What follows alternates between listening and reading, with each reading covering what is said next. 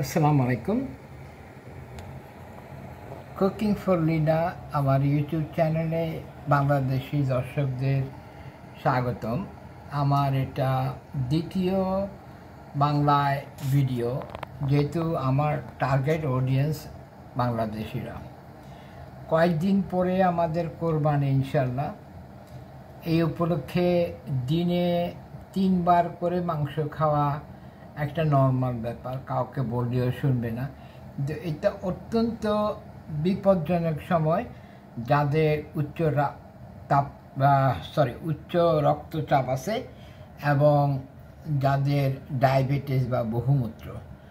এখন ডায়াবেটিস রোগীরা বলতে পারেন যে আমরা মাংস খাবো, এখানে তো সুগার বাড়ার কোনো উপায় নেই। আসলে মাংস তো খাবেন না, সাথে থাকবে পরোটা, নান, বাকরখানি, ভাতের বদলে এগুলি থাকবে। এগুলি সব পিওর কার্ব, এগুলিতে আপনার সুগার বাড়বে।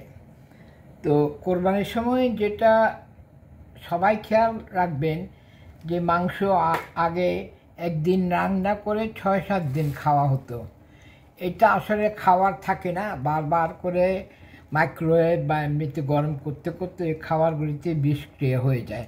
ওখানে গুণগত খাদ্যের কোনো মান থাকে না, এটা খাওয়া অত্যন্ত বিপজ্জনক।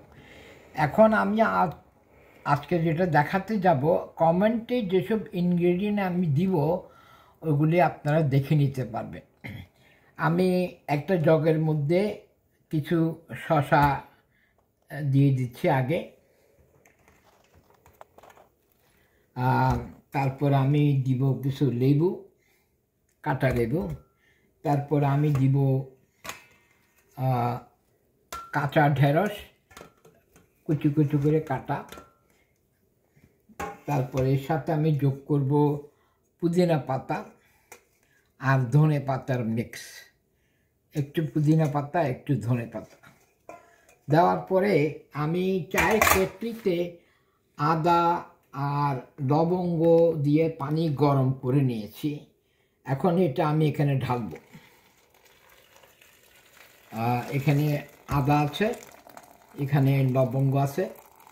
তো যেহেতু আমি পানিটা গরম করে নিয়েছি এগুলি সহ, এগুলি এখানে জগের মধ্যে না রাখলে হবে। এই যে পানির মিশ্রণটা তৈরি হলো, এখানে যেসব জিনিস আছে প্রত্যেকটা জিনিসের আমি গুণগত এগুলির কি আপনার উপকার আসবে আমার কমেন্ট বক্সে পাবেন।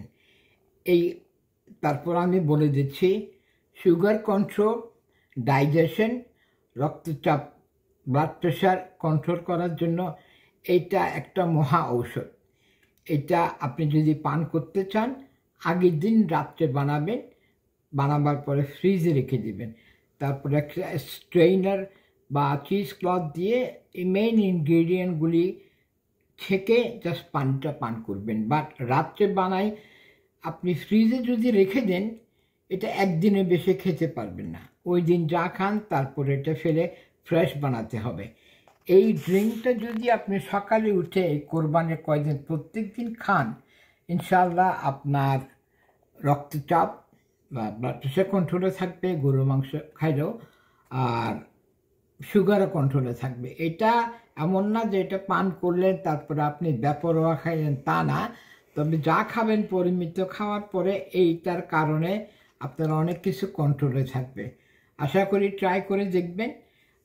আমি এর মধ্যে আরও কয়েকটা এপিসোড নিয়ে আসবো কোরবানির সময় করণীয়, কারণ এটা আমাদের উৎসবের সময় ঠিকই, কিন্তু উচ্চ রক্তচাপ এবং ডায়াবেটিস রোগীদের জন্য অনেক বিপজ্জনক সময়। এই সময় অনেক লোক মারা গেছেন এই ব্লাড প্রেশার হাই হয়ে, বা ডায়াবেটিস অনেক উপরে চলে গেছে, তারা জানতোই না।